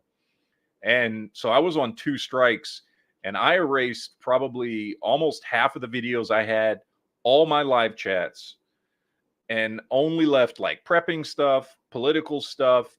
I left the gun content because remember at the time, AR-15s and AK-47s were a big deal, right? Anything AR or AK related, I removed. And I've never put that stuff back up, actually. It doesn't exist anymore. Well, you're probably better off because I turned all my shit off at similar time, turned it all back on at election year last year to think, oh, I'm going to make some money on the election season. I just left it on, and they demonetized me a year later. Yeah. So I didn't even turn it off. I straight up erased it. I deleted it. Oh, I just turned it off. I straight up erased my videos. I deleted them from YouTube. So, well, then just thinking about that, I don't know if I've ever asked you, did you notice any difference in channel like rate of growth or did it hinder the rate of growth or any kind of? No, honestly, remember for about, I feel like it was like 3 years, I was stuck at around 90 to 92,000 subscribers. Yeah, it was almost weird because it was weird. All of a sudden, my channel just stopped growing. And at that time, I hadn't done anything different. I was still pumping out 3 videos a week, like all that stuff. It wasn't long after I removed that I passed 100,000.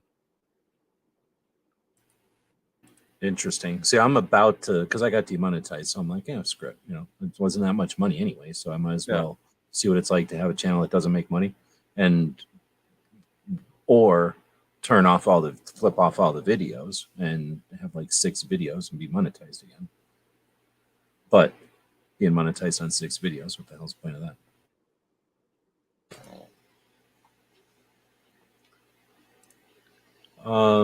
Solus is saying, did you ever 3D print that fish stock that you had drawn up for Matt? I enjoyed that video you made showing how to make it. So yeah, that one time we were talking about making what are we calling this thing? Just a rubber fish.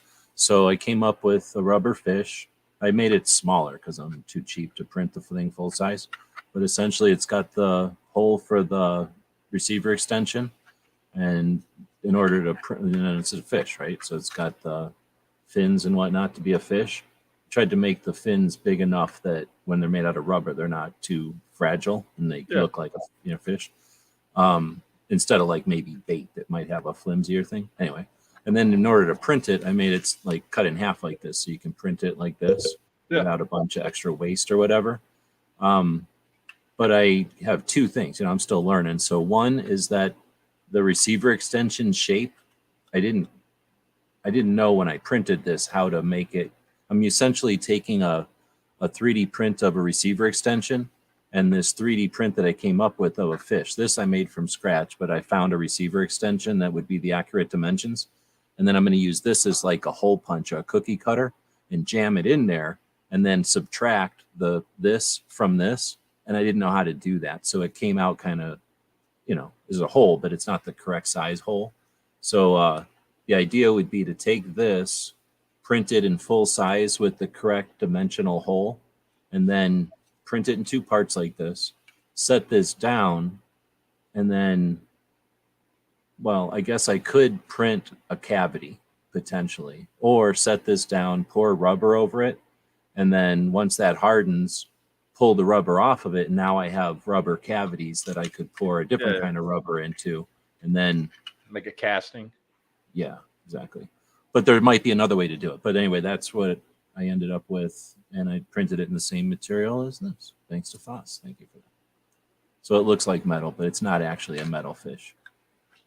But yeah, so I did print it, and like I say, I'm still learning the software. I think I now know how to it's called a Boolean, I think. I know how to do that correctly. I just have to make sure I remove it from, or, you know, export it from the file and everything. So anyway, long story short, kinda, yes. And again, thanks for the super chat. That's another stuff heading to the sewing robot.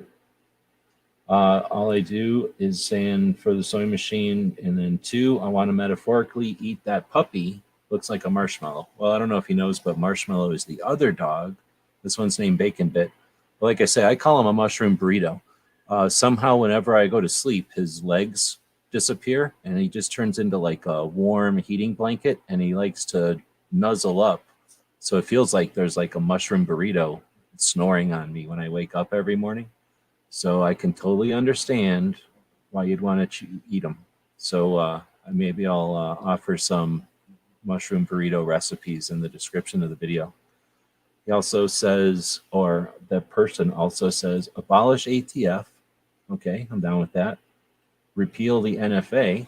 I'm also okay with that. That sounds like a good idea. And then print a G39 frame. So what, do you need a frame or something? What's up? What's up with that? So, okay. Let me explain this as briefly as I can. I think that the 45 gap is stupid. Oh, that one. Dumb caliber and should not exist. And I think Glock 37s and Glock 39s shouldn't exist. And we were having a conversation, I don't remember how many months ago this was, where this conversation popped up. And Daniel, mostly in the chat, decided to egg this on to where somebody finally sent me a Glock 39 or a Glock 37 magazine as a joke. And then Daniel decided to send me not 1, but 3 Glock 39 barrels that he got somewhere. And now people are trying to pressure me to build a Glock 39. And I don't want to, first of all. And second, you can't find parts for these things anywhere because nobody wants it, right? So nobody's making aftermarket parts for it. And you can't even find the parts even on places like Gunbroker and stuff because nobody's selling parted out Glock 39s because nobody wants a Glock 39. So, you know, I said, well, if I could find parts cheap enough that it made it worth it to do it, I you know, why not? Whatever. I've got a couple parts already, you know, but you can't find like Glock 39 slides specifically is the biggest issue is finding a Glock 39 slide. You can't find them.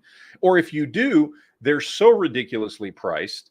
It makes no sense to try and do one because you might as well just buy a complete gun. You can get the whole thing for, 500 beans or so. So yeah, it's a troll. It's a giant troll is what it is to try and force me to own a gun I don't want to own.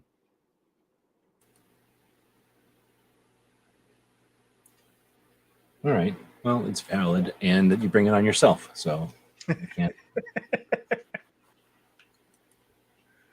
It's hard to fault them for it, but I can understand it being frustrating. But at the same thing, what you end up with is just a cool gun that you get. Well, maybe not cool, but an interesting gun that you get to have as a conversation piece or whatever. Yeah. If it ever happens, I don't know. I can't find parts for this thing. There's been one. It's the kind of I don't know. It just kind of reminds me of a time I was sitting at somebody's table at a gun show. I'm sure you've done this. When you go to a gun show and you know somebody that's there, and they go, "Hey, I got to go pee, or I want to go eat lunch or something. Can you watch my table?" So I'm like, "All right, I'll watch your table." So I'm standing there behind the table, and if anybody comes by, I'm gonna say, "Come back in a minute. He's eating lunch or whatever." And then somebody came by, and this will happen at gun shows. I don't know if people know this. You'll be sitting at a table at a gun show, and people will walk up and try to sell you stuff because they figure you want to buy everything at a gun show also. So this guy walks up and he's got a Glock box, and it was I'm pretty sure it was the blue one. It was either the blue one or the red one. So one of them was the training one, and one of them is the one that shoots simunitions. No, it was the blue one. It was the one that shoots simunitions. And I didn't know what the hell was what at the time. I just knew, oh, what is this? Like, why is this gun different color? And he goes, oh, this is a training one. And I was like, what do you want for it? And I forget. I honestly don't remember what he told me. But you don't find simunition Glocks for sale pretty like ever, really. And then he walked away. And then years later, I realized what somebody had brought up and tried to sell me. And I was like, dang, because that would be a cool just thing to have, just because it's very rare, period. And then you don't get to see them for sale. And he was probably selling it cheap because I doubt, he was some kind of knowledgeable collector walking around trying to sell it at tables at a gun show, But it seems like that kind of gun. That's the kind of way somebody would have obtained a Gap, 45 Gap gun is like somebody just comes up to him and says, hey, you want to buy this? And you don't like put any research or interest into it. You're just like, oh, that seems like a good price. Sure. And then you find out, oh, wait a minute. I can't buy ammo. Yeah. So here's an interesting one from Josh. So thanks again for a super chat. I appreciate that. Matt, can we have a challenge / meetup where people make a bug out bag and vehicle and meet up someplace like a campground right outside a major city and hang out for a few days? That would actually be a lot of fun. Yeah. Yeah, that would be a lot of fun. I've always wanted, and I continue to do this. It's been ripped off so far at least once, maybe twice that I can think of. But I think the Cannonball Run, the idea of doing a scavenger hunt, some kind of rally scavenger hunt in vehicles is awesome. And I don't know how to do it. I keep wanting to do it, but I think a good one would be starting in like Albuquerque and going from Albuquerque through the Red Dawn and right where they filmed Red Dawn, and then up where the NRA has a big giant range up there, so everybody could go check out the Red Dawn stuff, and then camp at the NRA range, and then even go hunting potentially, and then go north out of there to Dragon Man's, and then go north out of there into Denver where Honda's at, and either end it there or maybe even go to Wyoming or someplace cool. But I think something like that would be neat to have a bunch of different people in a bunch of different vehicles and, do some kind of Cannonball Run thing. But doing something where people bring their gear and then use the gear, that could be pretty neat too. Yeah. No, it'd be fun. Have you ever talked about that before? Or is that out of the blue? I mean, I'm not that specifically. I mean, we've talked about doing meetups where we all go camping or something like that, meet up and go rough it for a few days or something. But like specifically make it kind of a challenge thing. No, we've never talked about doing something like that. Gunmetal guy, Texan. Has Matt thawed out here in Texas yet? Oh yeah, we didn't get that cold. We never do down here. Okay. I don't know. I don't think he's as far down as you. Yeah, no. I mean, yeah. If he's from Texas, you know where South Potter Allen is? Yeah, that's like 20 minutes from where I live. That's how far south I am. So I don't know how the rest of the country's doing, but I won't talk because it's been the kind of times you want to live in Arizona out here as well. So Roy is saying, I remember when you were stuck at 90-something thousand and then you hit 100K, you didn't want to ask YouTube for a play button. Oh, did you never ask for a play button? So I did finally, because whatever was going on with my channel. So what it was every time I would go to my channel, it would say, go ahead and apply for your monetization. And I'm like, I've had monetization since 2010. What are you talking about? And I'll be honest, as I'm very paranoid about it, I was like, no, I'm not, because to, get your play button, you have to have monetization, all this stuff set up. And that was part of the stipulation. I'm like, I'm not doing this because that seems like a trap. Like, if I apply for monetization, they're going to say no. And then the monetization I have is going to be gone. So I was not going to ask for a play button. And then about 2 months ago, I randomly just went and checked again and everything was fine. My account looks fine. Everything's good. I've got monetization. So whatever was going on there went away. And so I was like, okay. So I applied for my play button, and they denied me.